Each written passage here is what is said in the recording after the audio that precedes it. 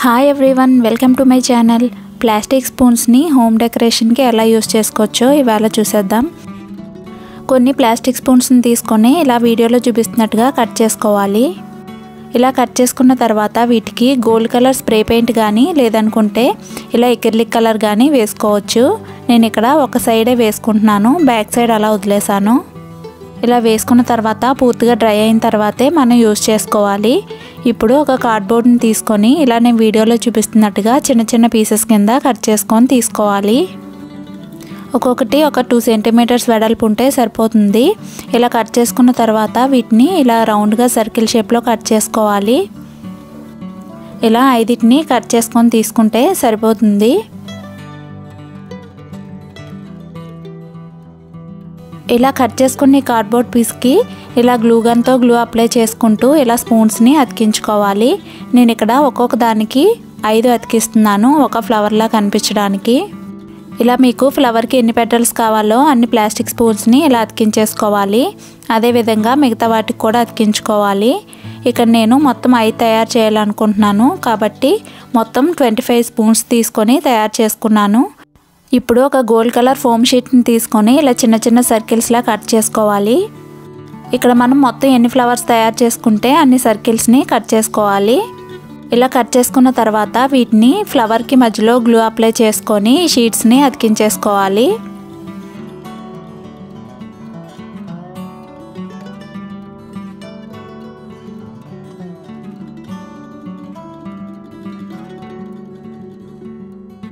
ఇలా తయారు చేసి పెట్టుకుని ఫ్లవర్స్ని పక్కన ఉంచుకొని ఒక కార్డ్బోర్డ్ని తీసుకొని ఇలా పొడవుగా కట్ చేసుకోవాలి. నేను ఇక్కడ ఒక్కొక్కటి 2 సెంటీమీటర్స్ వెడల్పు ఉండేటట్టుగా తీసుకుంటున్నాను.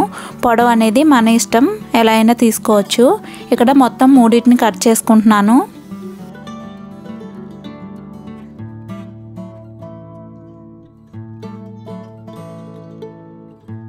ఇలా 3ని కట్ చేసుకున్న తర్వాత ఒకదాన్ని ఇలా మనం మెజర్ చేసుకొని కరెక్ట్గా మిడిల్లోకి కట్ చేసుకోవాలి. 2ని అలాగే పొడవుగా ఉంచుకొని ఇలా ఫ్రేమ్ని రెడీ చేసుకోవాలి.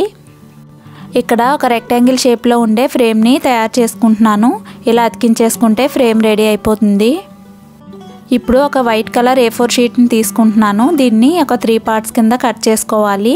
మనం స్టిక్స్ తయారు చేసుకోవడానికి ఇలా కట్ చేసుకుంటే సరిపోతుంది. నేను ఇక్కడ మొత్తం 5 ఫ్లవర్స్ కాబట్టి 5 స్టిక్స్ తయారు చేసుకోవాలనుకుంటున్నాను. ఇలా నేను వీడియోలో చూపిస్తున్నట్టుగా రోల్ చేసుకొని పేపర్ స్టిక్స్ రెడీ చేసుకోండి.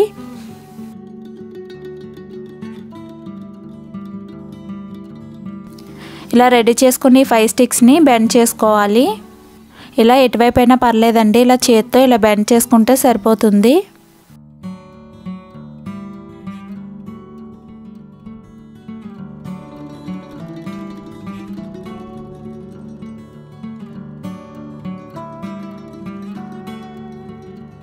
ఇప్పుడు వీటిలో అన్నిటికన్నా పొడవుగా ఉన్నదాన్ని తీసుకొని దాన్ని ఇలా మిడిల్లో అతికించేసుకోవాలి.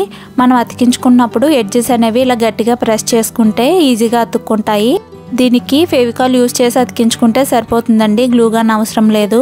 ఇలా ఫెవికాల్తో అటు ఇటు అతికించేసుకోండి. గట్టిగా ప్రెస్ చేసుకుంటే వెంటనే అతుక్కుంటాయి. అదేవిధంగా మిగతా స్టిక్స్ని కూడా మనం మెజర్ చేసుకొని ఎక్కడైతే ఫ్లవర్స్ అతికించుకోవాలనుకుంటున్నామో అంతవరకు మెజర్ చేసుకొని కట్ చేసుకోవాలి.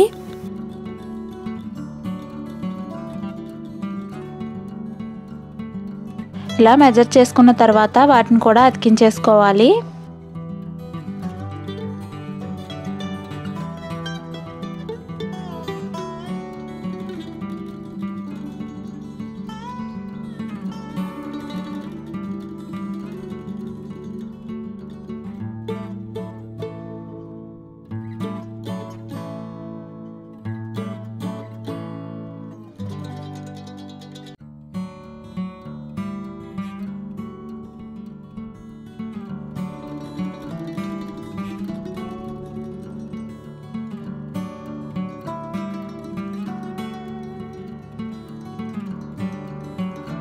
ఇలా అతికించుకున్న తర్వాత మొత్తం పూర్తిగా డ్రై అయిన తర్వాత నేను ఇక్కడ బ్లాక్ కలర్ పెయింట్ వేసుకుంటున్నాను ఫ్రేమ్కి. అదేవిధంగా మిడిల్లో ఉన్న ఈ స్టిక్స్కి కూడా బ్లాక్ కలర్నే వేసుకుంటున్నాను. మీరు కావాలనుకుంటే కలర్ చేంజ్ చేసుకోవచ్చు, కానీ గోల్డెన్ షేడ్ ఉన్న ఫ్లవర్స్కి ఇలా బ్లాక్ కలర్ ఫ్రేమ్ అయితే చాలా బాగా సూట్ అవుతుంది. ఈ కలర్ మొత్తం డ్రై అయిపోయిన తర్వాత ఈ ఫ్లవర్స్ని మనకి నచ్చిన ప్లేస్లో ఇలా డెకరేట్ చేసుకోవడమే. ఈ వీడియో కనుక మీకు నచ్చినట్లయితే ప్లీజ్ లైక్ చేయండి, షేర్ చేయండి. మరిన్ని కొత్త వీడియోస్ కోసం నా ఛానల్ని సబ్స్క్రైబ్ చేసుకొని పక్కనే ఉన్న బెల్ ఐకాన్ని క్లిక్ చేయండి.